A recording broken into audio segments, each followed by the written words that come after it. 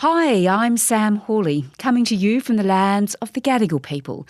This is ABC News Daily.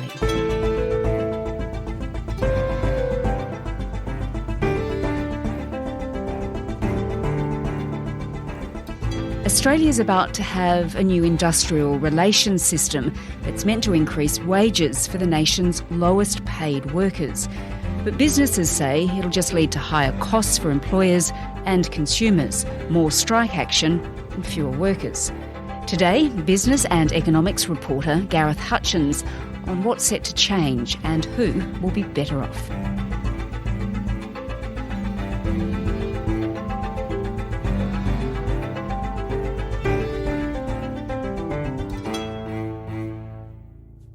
Gareth, this industrial relations bill, there are just a few complexities to it, to say the least, which we can unpack in a moment. But first, it really wasn't easy for the government to get the support it needed, was it? And it seemed like it was in a really big rush to get this done. Yeah, the Albanese government, in the end, had a long series of meetings and negotiations with the independent Senator David Pocock from the ACT. They needed his vote to get the bill through the Senate. The centre of those negotiations is the independent David Pocock, who joins us now. Welcome back to Breakfast. Morning, Hamish. They finally struck a deal late last Saturday night. Well, yeah, it's been a very big month getting across this bill, consulting, negotiated, most of Saturday, and ended up in what I think is a very reasonable middle ground. Pocock had wanted them to slow the process right down, to deal with it all next year, because this is the last sitting week of Parliament for the year. But Tony Burke, the minister responsible, was determined to have it dealt with this year. Tony Burke, he was speaking on Insiders. He really was adamant that this had to get through the Parliament this year, not next year. It's been an easy negotiation. And Senator Pocock's been very clear on a series of the principles that he wanted to look at. As you know, he would have preferred that everything was dealt with next year. When we said we wanted to make decisions this year, it's involved a... So why was he in such a rush? It was being rushed for a few reasons. If we start with the economics, we have a really bad cost of living crisis. Inflation is the highest it's been in 3 decades, and wages aren't increasing nearly as quickly. And when inflation rises faster than wages, it means the value of your pay packet is deteriorating. So its purchasing power is eroding. You can't afford to pay for the things you used to be able to pay for. And this dynamic is set to continue for ages. The Reserve Bank doesn't think wages will match inflation until 2024. But then there are the political reasons for wanting to get this legislation through Parliament quickly as well. You have earned a better future. And on the 21st of May, I am asking you to vote for that better future. The government went to the election promising to do something to get wages moving. Vote for secure jobs and higher wages. If it didn't secure this deal before Parliament broke for the year, you can imagine it would be opening itself up to getting bashed all summer long for not having done anything. Okay, so there are political and economic reasons. On the economic reasons, Gareth, does Labor think that low wages and the high cost of living that we're seeing at the moment is because of the industrial relations system we have in place? Yeah, in a lot of ways. The unemployment rate is the lowest it's been in almost 50 years. The labour markets are tighter than they've been in decades. Now, in the past, this would have resulted in proper wage increases. So when labour markets are tight like this, workers have more bargaining power. It's only fair that when the dynamics turn in their favour, they start to enjoy some decent pay increases. But that's not happening at the moment. Wages are only growing now at an annual pace of 3.1%, so they're only back to 2013 levels. But that's only growth in the aggregate, which means in the total, there are still quite a few industries where wages are growing much slower than that. So in healthcare and social assistance, education and training, public administration and safety, they're all seeing wages growth well below 3%. Now, Labor says it's particularly concerned about wages for workers in the care sector. So that's childcare, aged care, disability support workers, mental health, because they're so important to the economy, but they're all underpaid. So we know that wages are really low at the moment, particularly in relation to inflation. Just remind me, how are wages set at the moment? What sort of industrial relations system do we have right now before this bill passes? Yeah, it's a good, I think it's useful to think of Australia's industrial relations system as being in two halves because it helps us to understand the present system much better. From 1901 up to the 1980s, so for the first 50 years of federation, Australia was famous globally for having an industrial relations system that intentionally distributed increases in the national income to workers around the country in a way that was considered fair and reasonable. And it did that through a system of industrial tribunals and courts, centralised wage fixing and industry-wide bargaining.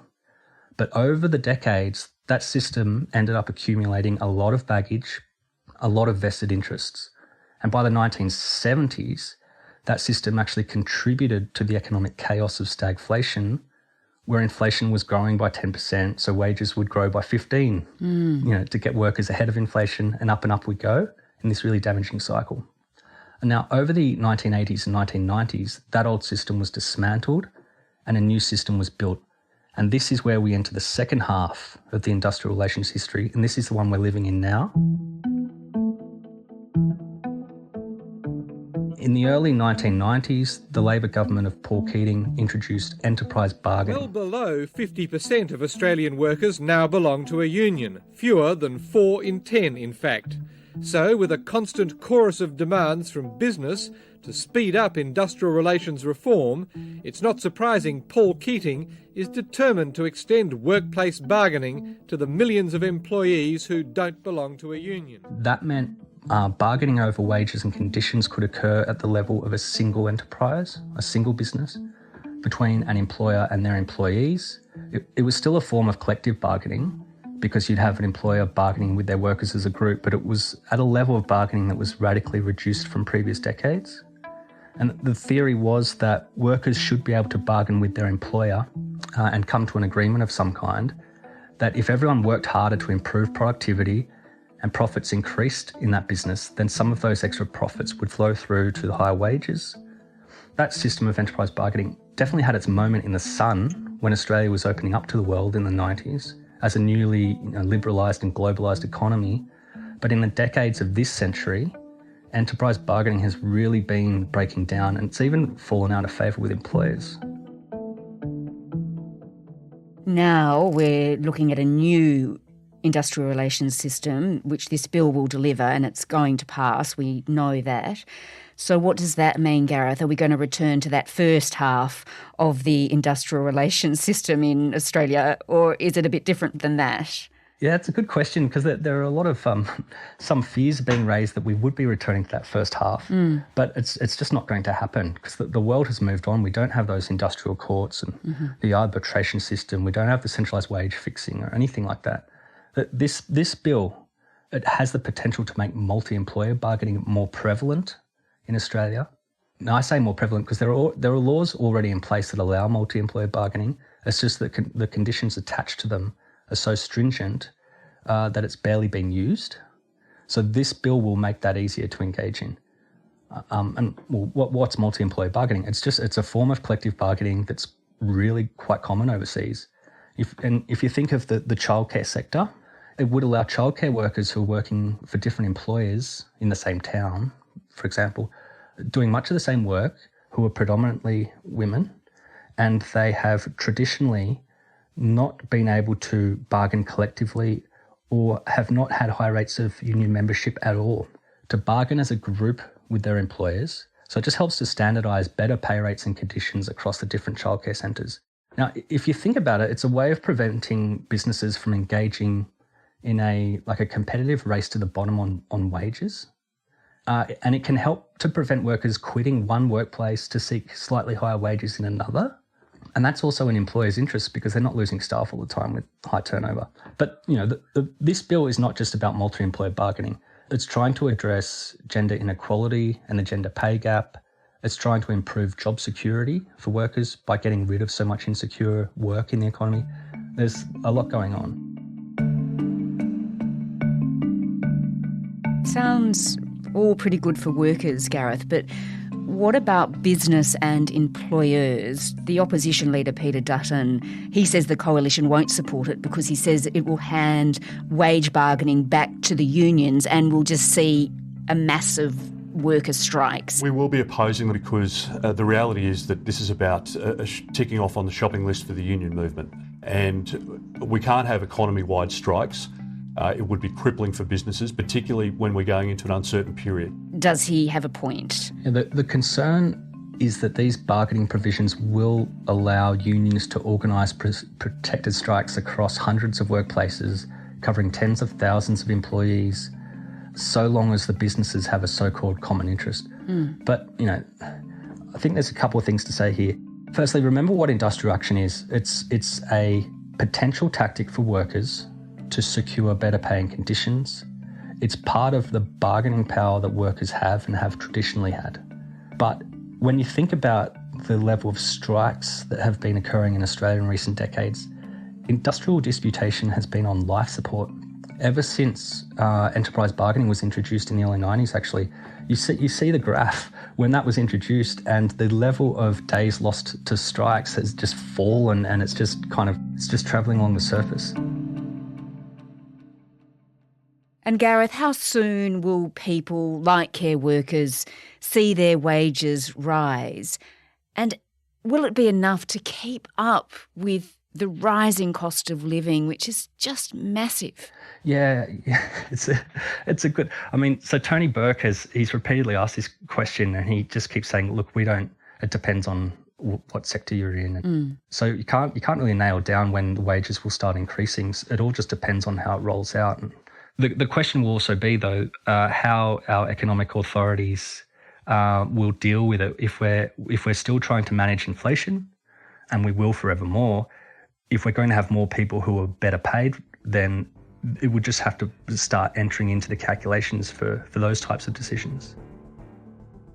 I think the reason why the Albanese government keeps focusing on the care sector is that if you look at where the economy is heading in the next couple of decades, a lot of the projected growth in jobs will be in this sector, because with an ageing population, we're going to need more and more workers in this sector. So they're going to become a much bigger part of the economy as it is, and you can't have a growing number of employees just on really bad wages and conditions. You really have to lift them up. So that's why the focus is all on this.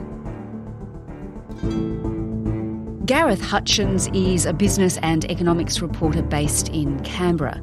The Australian industry group that represents businesses says the new industrial relations system will be riddled with conflict, complexity and uncertainty, with more strikes and fewer jobs. This episode was produced by Flint Duxfield and Chris Dengate, who also did the mix. Our supervising producer this week is Sydney Peat. I'm Sam Hawley. ABC News Daily will be back again tomorrow. You can find all our episodes of the podcast on the ABC Listen app. Thanks for listening. Subscribe to listen to more free podcasts or download the ABC Listen app and stream ad-free.